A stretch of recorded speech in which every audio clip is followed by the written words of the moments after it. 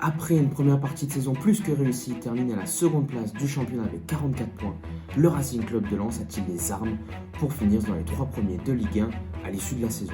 Eh bien salut à tous les amis, j'espère que vous allez bien et aujourd'hui on se retrouve pour ma toute première vidéo sur YouTube. J'ai décidé de me lancer sur YouTube parce que c'est quelque chose qui m'intéresse et puis en plus ça rentre dans le cadre de mes études. Moi qui fais de l'infocom, ça me permet de faire du montage ou encore de passer devant la caméra et voilà. Donc sur cette chaîne il y aura un peu des vidéos sur mes passions, le sport en général. N'hésitez pas à me faire des retours en commentaire s'il y a des choses à améliorer. Je pense que c'est logique qu'il va y avoir des choses à améliorer parce que c'est la première fois seulement que je fais une vidéo. Donc n'hésitez pas à me dire et puis j'essaierai de prendre en compte vos retours pour les prochaines fois. Donc voilà, donc sans plus tarder, passons à la vidéo. Les amis, on va pas se mentir, s'il y a bien une équipe cette saison en Ligue 1 qui nous épate journée après journée, c'est bien le Racing Club de Lens. Fort du jeu léché prodigué par les hommes de Francaise, le sourire est présent sur tous les visages des supporters lensois. La solidité et l'efficacité de l'équipe lensoise leur a permis de terminer cette première partie de championnat avec seulement une petite défaite face au rival local lillois sur le score de 1-0, mais surtout avec la meilleure défense du championnat.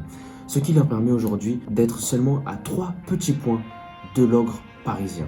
Et ce, après les avoir battus 3-1 à domicile au Stade Bollaert début janvier. Alors, quels sont les ingrédients de cette réussite? Revenons d'abord à l'été dernier.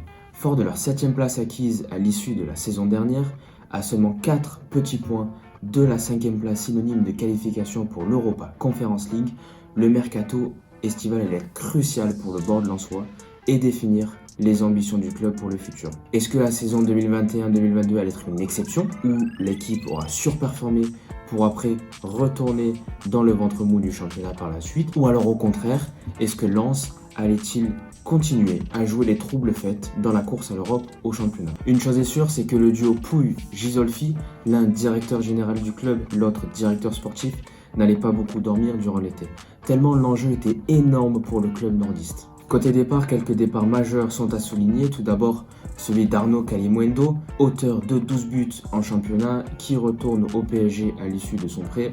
C'était impossible pour le Racing Club de Lens de s'aligner sur les demandes des dirigeants parisiens pour s'adjuger définitivement l'attaquant francilien. On le remarque bien puisqu'il part par la suite à Rennes pour plus d'une vingtaine de millions d'euros, chose qui était infaisable pour Lens. Autre départ d'un joueur cadre à Lens, c'est celui de Jonathan Klaus, le latéral le plus décisif du championnat, arrivé à 1 an du terme de son contrat et avait des envies d'ailleurs. Il est donc parti à l'Olympique de Marseille avec la perspective de jouer la Ligue des Champions contre un chèque d'un peu moins de 10 millions d'euros. Et puis Lens, durant l'été et le mercato estival, va faire la plus grosse vente de son histoire grâce à Cheick Doucouré, le milieu de terrain qui va rejoindre la Première Ligue et Crystal Palace pour plus de 22 millions d'euros. Alors, la direction lensoise avait du pain sur la planche pour remplacer ses joueurs cadres de la saison dernière. Pour Arnaud Kalimuendo, Lens est parti chercher Loïs Openda pour près de 10 millions d'euros. Le joueur belge, l'attaquant qui appartenait au Cercle Bruges, sortait d'une saison en boulet de canon du côté du Vitesse Arnhem en première division néerlandaise, avec pas moins de 19 buts pour 37 matchs. Pour remplacer Cheick Doucouré, le tandem Pouille-Gisolfi est venu piocher chez nous en Ligue 1 du côté de Clermont pour s'adjuger les services d'Abdoul Samed pour près de 5 millions d'euros. Et ils ont fait exactement la même chose pour le remplaçant de Jonathan Klaus avec le recrutement de Jimmy Cabot d'Angers pour 2 millions d'euros. Lens a comme d'habitude très bien bossé, ils ont fait un recrutement malin, un recrutement intelligent et ont réussi à combler les départs de leurs joueurs cadres de la saison dernière avec des arrivants aux caractéristiques similaires par rapport aux partants. Prenons Kalimuendo et Openda, ce sont des joueurs vifs, rapides, techniques, solides sur les appuis, qui sont efficaces devant le but et qui n'ont pas un gabarit extraordinaire. Pareil pour Doucouré et Abdoul Samed, qui eux sont des grands gaillards, qui sont costauds, qui sont des vrais ratisseurs de ballon dans le milieu de terrain, mais tout en sachant jouer au ballon, avoir une bonne technique, être propre, une bonne vision de jeu, etc. Lens mise donc sur la continuité pour avoir encore de bons résultats et on le voit aussi notamment grâce à Yannick Cahuzac qui prend sa retraite à l'issue de la saison 2021-2022 mais qui décide de rester au club et de rentrer dans le staff de son désormais ex entraîneur Franck Hez. Mais les deux hommes forts du RC Lens ont également dû faire face aux imprévus lors de ce mercato, alors que Wilker Fariñez était prévu pour commencer la saison en tant que gardien numéro 1 et prendre la place de Jean-Louis Leca. Le portier s'est gravement blessé au genou lors d'un entraînement avec sa sélection vénézuélienne au mois de juin. Alors, pour pallier sa blessure, le tandem Ghisolfi-Pouille est parti chercher Brice Samba du côté de Nottingham Forest. Chose qui, quand on regarde un petit peu en arrière, c'est certainement le meilleur coup du mercato lensois au niveau des arrivées. Mais la plus grosse nouvelle de ce mercato côté lensois, c'est d'avoir réussi à garder la star de l'équipe, Seko Fofana. Lui qui était pisté par de nombreux clubs européens, dont le PSG en premier lieu, Lens a réussi à garder son métronome au milieu de terrain, alors qu'il y avait des offres d'une trentaine de millions d'euros sur la table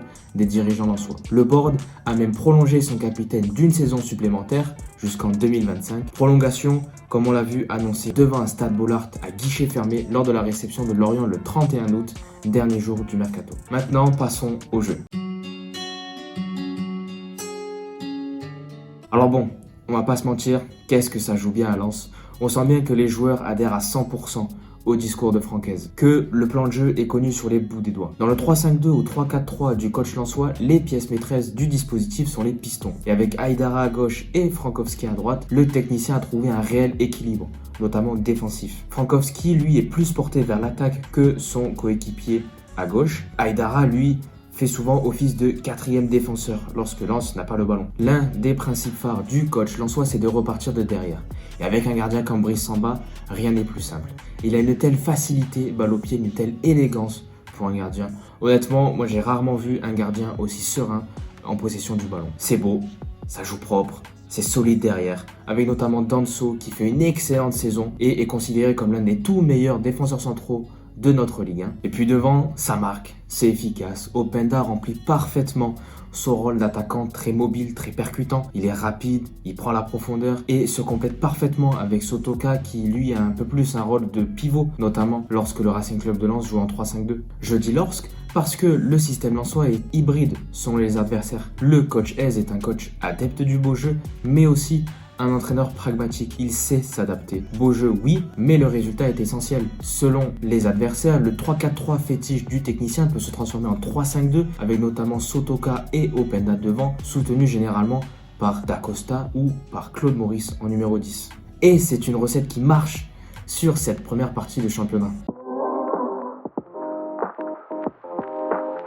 Et oui, qui aurait pu imaginer le Racing Club de Lens à la seconde place de notre chère Ligue 1 après la fin de la première partie de saison? Franchement, pas grand monde je pense. Et moi le premier, jamais j'aurais imaginé ça. Mais Lens a un vrai rythme de champion. 44 points après 19 journées, c'est énorme pour un club comme ça. Alors oui, il y a une seule petite défaite au compteur face à Lille sur le score de 1-0, mais sinon ils ont gagné tous les gros du championnat. 4-1 à Monaco, 2-1 à Rennes, 1-0 à Marseille et surtout 3-1 face à l'Ogre parisien à domicile. Clairement à domicile ils sont imbattables cette année. C'est la seule équipe du championnat à avoir fait 100% de victoires à domicile, dans un stade Bollaert toujours à guichet fermé. Ce stade, c'est un vrai avantage pour Lens, on va pas se mentir. Il y a toujours une ambiance exceptionnelle qui survolte les joueurs lorsque certains matchs sont plus compliqués que les autres. Le stade Bollaert, cette année, il joue parfaitement son rôle de 12e homme. Donc, sur la phase aller du championnat, le Racing Club de Lens a été très régulier, avec, je le rappelle, une seule petite défaite en championnat. Et donc, sur la partie retour du championnat, ils vont avoir deux très grosses affiches à domicile avec la réception de l'Olympique de Marseille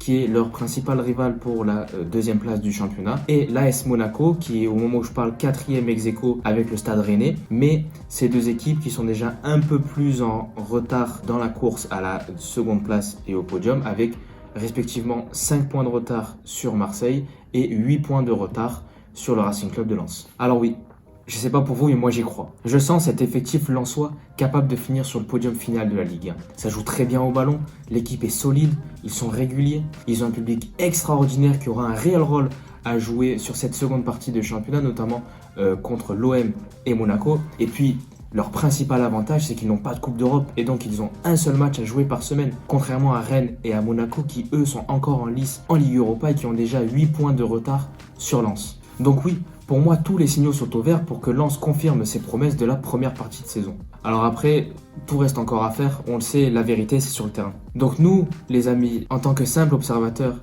la seule chose qui nous reste à faire, c'est s'asseoir sur notre canapé, manger du popcorn et tous les week-ends regarder la course à l'Europe dans notre très cher championnat français. Parce que oui, cette année, cette course à l'Europe, elle est complètement folle. Donc voilà les amis, la première vidéo touche à sa fin. J'espère que vous l'avez appréciée. Moi en tout cas, j'ai adoré la faire. N'hésitez pas à me dire en commentaire s'il y a des choses à améliorer dans la vidéo.